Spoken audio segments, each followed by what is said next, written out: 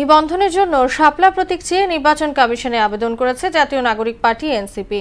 আবেদন জমা দিয়ে দলের মুখ্য সমন্বয়ক নাসির উদ্দিন পাটোয়ারি অভিযোগ করেন, নিবন্ধন বাধাগ্রস্ত করতে একটি গোষ্ঠী অপচেষ্টা চালাচ্ছে। আগামী জাতীয় সংসদ নির্বাচনে 3/4 আসনে এনসিপি বিজয়ী হবে বলে আশা জানান তিনি। ইমার আসাদের রিপোর্ট। পিকআপ ভর্তি কর্মী সমর্থক নিয়ে নিবন্ধনের প্রয়োজনীয় কাগজ জমা দিতে নির্বাচন কমিশনে আসেন জাতীয় নাগরিক পার্টির আহ্বায়ক নাহিদ ইসলাম। এর আগে নিবন্ধনের আবেদন জমা দিতে আসেন দলের সদস্য সচিব আক্তার হোসেন সহ কয়েকজন শীর্ষ নেতা। শেষ দিনে আবেদনপত্র জমা দেওয়ার কারণ ব্যাখ্যা করেন তারা। অনেক জায়গায় আমরা অফিস নিতে গিয়েছি, সেখানে আমাদের অফিস নিতে বাধা দেওয়া হয়েছে।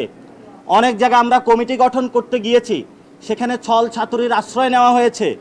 বিভিন্ন দল তাদের দলীয় এজেন্ট বিভিন্নভাবে আমাদের মধ্যে ঢুকিয়ে তারপরে তাদেরকে আবার এই পদত্যাগ করিয়েছে।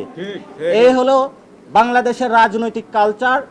আমরা সকল প্রতিকূলতা, সকল চ্যালেঞ্জকে মানিয়ে আজকে আপনাদের সামনে এখানে উপনীত হয়েছি।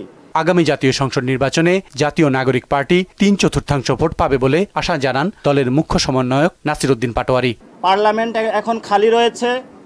এই পার্লামেন্টে আগামীতে সংস্কার বা ঐক্যমত কমিশনের 400 আসনের মধ্যে 300 আসন এনসিপির ঘরে থাকবে ইনশাল্লাহ, এবং এইবারই এনসিপি পার্লামেন্টে জাতীয় সরকার গঠন করবে। এর আগে রোববার সকালে প্রধান নির্বাচন কমিশনারের কাছে রাকিব হুদা আওয়াল কমিশনের বিচার চেয়ে অভিযোগপত্র জমা দেয় বিএনপির একটি প্রতিনিধি দল। এতে বলা হয়, পতিত প্রধানমন্ত্রী শেখ হাসিনা সহ 3টি কমিশন নির্বাচনী ব্যবস্থা ধ্বংস ও সংবিধান লঙ্ঘন করেছেন। তৎকালীন সেই অবৈধ প্রধানমন্ত্রী শেখ হাসিনার নির্দেশে এই পরিকল্পনাটা করা হয়। এম আর আসাদ, মোহনা সংবাদ, ঢাকা।